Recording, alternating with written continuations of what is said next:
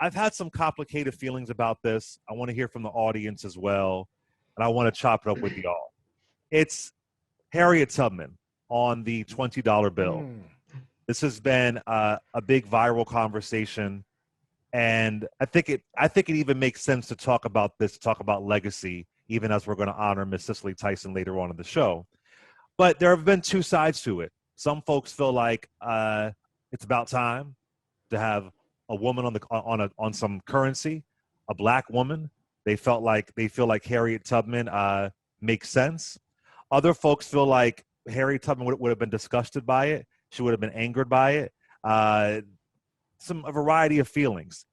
And it's interesting. I struggle with this, and I've had some offline arguments. I shouldn't say arguments, but offline passionate discussions about it. And I get it. Someone like me, I am so anti-capitalism. I'm of the school of Angela Davis. Again, if I were elected official, they'd be like after me, because I would be that person going crazy about capitalism and how insidious it is. But I do think of my little sister, who's 18 years old, and just talking with her about it. And her in her young girl kind of way, she was like, it'd be really cool to see that. It would just be cool to see that. And while I get legacy and I understand that, I think it's interesting balance. I think that there is a way to, I'm not sure what the answer is. Is the answer that we should never have a black person on our currency because of how this country is built? I don't know. I agree there should be no faces on money. I agree with that. But this is the world that we're in. And I don't feel like it harms her legacy. I don't feel like it's disrespectful to her legacy. But I could be wrong. I want to read a tweet that went viral that I want to have Reese Colbert react. And this is by Gabrielle, I don't know how to say his last name, I think a Delaware representative, Gabrielle Acevedo, could be saying it wrong, I'm sorry, brother. He said this, quote, Harriet Tubman embodied freedom. In her senior years, she had to fight to receive a monthly pension of $20.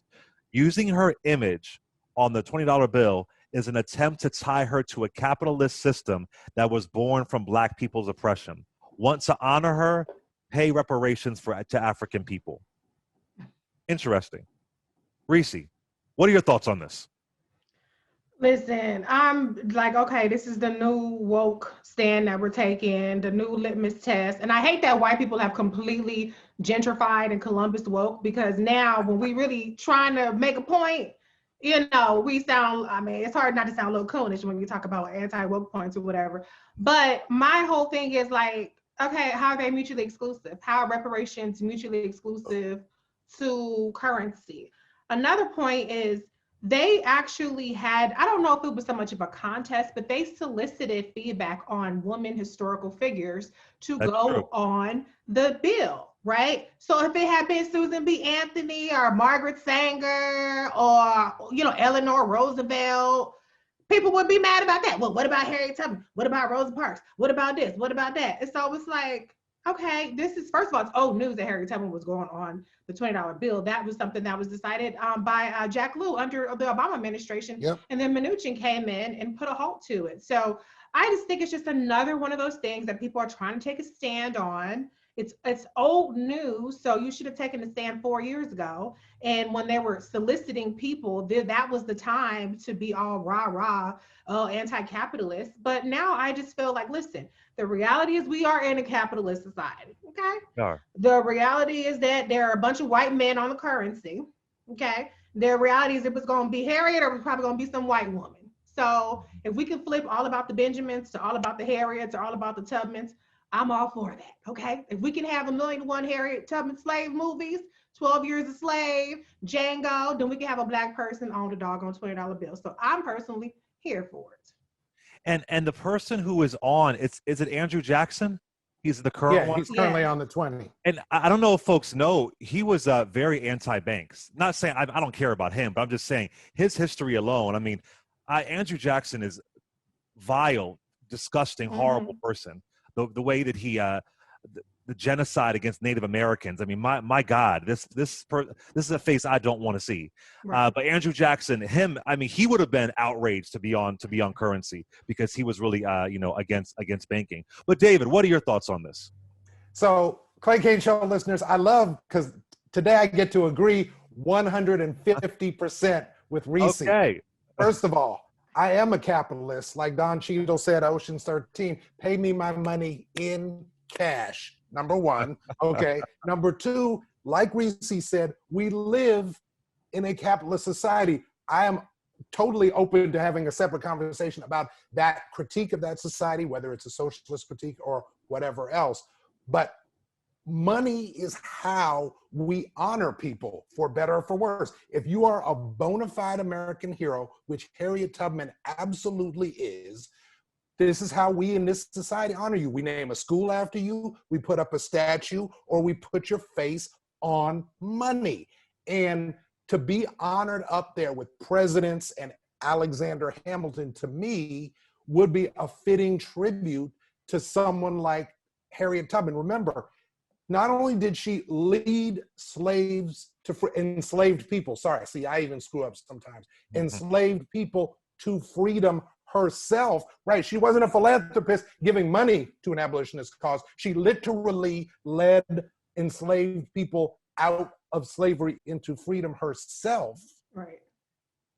She also later served in the Union Army as a scout and a spy. She's a military hero as well.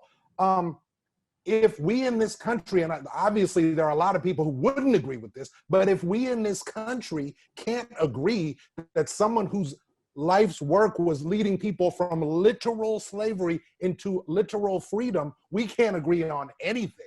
I mean, to me, not only is she a hero, to me, she is at the top of the stack of heroes. So I don't care if it's a 20 or if it's a quarter or if it's some other piece of money, but she should be on money because she is a hero, period. It doesn't diminish her legacy to say, oh, she might have been against a capitalist system or she wouldn't have wanted to represent the American system. She did want to represent the American system. She served in the military. That was Harriet Tubman. Let's not forget that. That's all I have to say. Yeah. What are your thoughts on this? 866-801-8255, 866-801-8255. Like I said, I understand the critiques of it, and I could be wrong. Maybe there were to your point, Reese, maybe there were folks who were outraged about this before, but I can recall under the Obama administration, this came up, and I thought, could be wrong, I thought there was more love and support of it. I want to play a clip of Obama in 2014 talking about women on currency. Listen to this. Last week, a young girl wrote to ask me, why aren't there any women on our currency? And then she gave me a long list of possible women to put on our dollar bills and quarters and stuff, which I thought was a pretty good idea. Yeah, it's weird. I don't know how it hurts, but I feel like in my circle of friends, I'm in the minority here. I just don't know how it hurts. This is the system that we are in. It would be historic. It's kind of like it's kind of one of those things. I don't valorize or worship these systems that operate in oppression in that way. I totally get that. But with this particular one, I just don't know how it hurts. I don't think it diminishes her legacy at all in any way, shape, or form. So it's interesting to me. And I sometimes feel like, and I'll let you take this, Reese, then we'll go to a call. I sometimes feel like, and I hate this, I feel like sometimes folks just want something to complain about. Because I sometimes feel that way. Like, is this a bad thing? Reparations, yes. Yes, we want these things. Of course we want these things. But, and I think I saw on your Twitter page, Reese, both can happen at the same time. Maybe that could be part of the... Go ahead. Can I add one thing quickly, Clay? Because I wanted to make that point too, in case there was any confusion about what I was saying a second ago. I also think that there should be reparations for slavery. And I think reparations should be cash reparations, not these newfangled reparations that people talking about this program or that program. Personally, I think reparations should be just cash money. But again, you can do, as you said, you can do those two things at the same time. And I understand that people say, well, if you put Tubman on the $20 bill, that's just symbolic. Yes, it is just symbolic. And we do symbolic things in our country all the time. It's just symbolic that George Washington is on a $1 bill, but he's there because he was the first president. And so people have to understand that it's doing symbolic things is part of what we do, and then doing substantive things is also part of what we do. That's all. Go ahead, Reese. I couldn't agree more. Like, yeah, a lot of stuff is symbolism. Duh. So we gonna stop having symbolism? So just white people are all the symbolism is for all the white people. Is that the solution? It just doesn't make any sense to me. I just think it's one of those things where it's a chance for people to get on their high horse and to say, I'm so much smarter than you. I'm so much more woke. I'm so much more enlightened. And okay, I understand. I'm not diminishing people's opinions. Everybody's entitled to their own opinions. But I just feel like it's just another one of those things where it's I'm woker than thou, I'm more enlightened than thou. And it's not that deep. It's just not that deep. I mean, not to be that negative, not to be that opposed to it. I think symbolism does matter. It's not a substitute for tangible actions. People say, I'd rather get a $2,000 check. Well, you're going to get a $1,400 check before Harriet Tubman's face is printed on the bills because it takes a while to get there. So they're not mutually exclusive. So I just feel like we always set up these arbitrary litmus tests, and we set up these arbitrary zero-sum kind of scenarios that don't actually exist in opposition to each other. It only exists in opposition to making yourself seem smarter than everybody else. And I just don't think I think there's more good to the symbolism than there is bad. It's just like some people believe that they're prison abolitionists until the insurrectionists stormed the Capitol. It's like, why are they getting locked up? Oh, I thought you were all abolitionists. Okay, so everybody's against symbolism, everybody's against capitalism until it's time to cash a check, until it's time to go talk all about the Benjamins in the club popping bottles, and we all about it's people pick and choose when something is cool and when something is bad. So I'm picking to be that Harriet Tubman is cool. That's my that's where I'm standing. If someone wants to argue that she's not an American hero, okay, fine. But if you agree that she's an American hero, then that's where you put American heroes, on money. You know what's interesting, just on a side note, when you were talking about abolitionist, Reese, and I totally get the abolitionist argument. I remember the white woman, Amy Cooper, who had that complete breakdown in Central Park and accused the black guy of whatever she accused him of. And on the phone, his name was Christian Cooper. They weren't related, obviously. On the phone screaming like, oh, there's black man's harassing me. Da, da, da. And, Christian Cooper says he's an abolitionist. And he said he didn't want her to go to jail. He didn't want her to have any jail time. And I saw some folks on social media who I know are abolitionists, and they were like, no, put her in jail. And I'm not saying I'm for it or not, but I'm just saying at least Christian Cooper was consistent.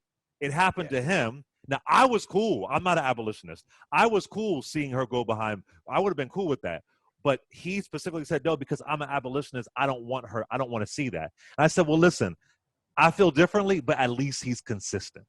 That's all I'm saying. Keep the same energy. If you're going to be, this is cool, then be cool all the way through. That's all. Right. Absolutely. All right. Let's go to, let me see here. McKenny from Texas, first time caller. Wanted to talk Harriet Tubman? Hi. Hey. Hi there. I wanted to comment on the $20 bill. I've never called, as you know, before. And the main reason was because of my 14-year-old daughter. We live in a very upwardly mobile area with very little diversity.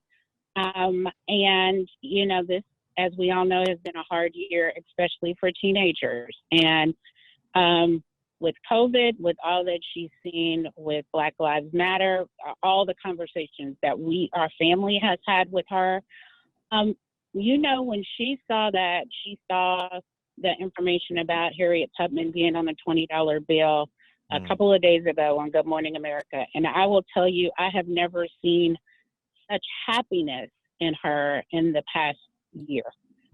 I was shocked by it. And so, of course, you have to be careful in the way in which you approach your 14-year-old daughter. And I said, I said, so what makes you, I said, that's been happening for a while. They've been working on it for the past, as Reese said, the past 4 years. I said, so tell me why you're so happy about that. And she said, you know, we see so much that's happening in the world. And my whole life, most of my life, President Obama was my president. And then what happened in the last 4 years, it feels like we've gone so backwards. And she's like, I feel like that would just be such a wonderful thing to see. We know we matter. I know I matter, but I need to see more of it. And I was shocked as she said it. And so wow. That was it for me. Wow, that's powerful. That's powerful. I appreciate that. And those are the things that I think about. Thank you so much. I thank you for that. Those are things I think about, y'all. Like, you know, we're blessed enough to be on our platforms and we have our degrees and all that kind of stuff and blah, blah, blah, blah. But I just think about young people coming up and what they're seeing, what they're absorbing. There could be critiques of everything. There could be critiques of anything. I totally understand that. I understand more of my quote unquote radical friends who feel differently. But I just think about those little things, just coming up and seeing a Black woman on currency. And someone like me who grew up poor as hell, I remember when I was on food stamps when I was a kid. I'm 43, so I remember the food stamps booklet. And there was that image of Thomas Jefferson. And the way that he looked on the cover of those food stamps looked like he was just judging you. He looked like he was just like looking down on you, you lazy, shiftless person. And I just remember how this may sound weird, but just how inaccessible money felt to me. And just looking at it, just how inaccessible it felt to me. And I just wonder just the influence that might have on just a young person seeing that. You know? And can I say, like, I mean, I know we're going to talk more about the legendary Cicely Tyson later, but I think this is where the symbolism comes in, right? One of the main things that you hear people say about a person, an icon like Cicely Tyson, is she was the first Black woman that I saw. She had natural hair. She had these beautiful, you know, authentically Black, I shouldn't say authentically Black, don't jump down my throat, but she had these unmistakably Black, you know, aesthetic about her that was unapologetic, and it was bold and it was fierce. You don't say, well, that's great that she was there, but we needed 50 more Cicely Tysons there. You know what I'm saying? Like, you don't diminish the power and the sentiment behind the pure imagery of a powerful Black, beautiful, amazing woman on a TV screens. And so I think it's really strange when we come across situations like this Harriet Tubman thing, where all of a sudden symbolism has absolutely no place in society, or it's nothing but an empty gesture, when we all are affected and impacted by what we see, by symbolism, by images, and we carry that with us, and it can be positive and it can be negative. And so that's why I'm glad that, you know, she talked about her daughter, because people take for granted the moral impact of seeing something like that. And also, folks forget that Harriet Tubman dies in 1913.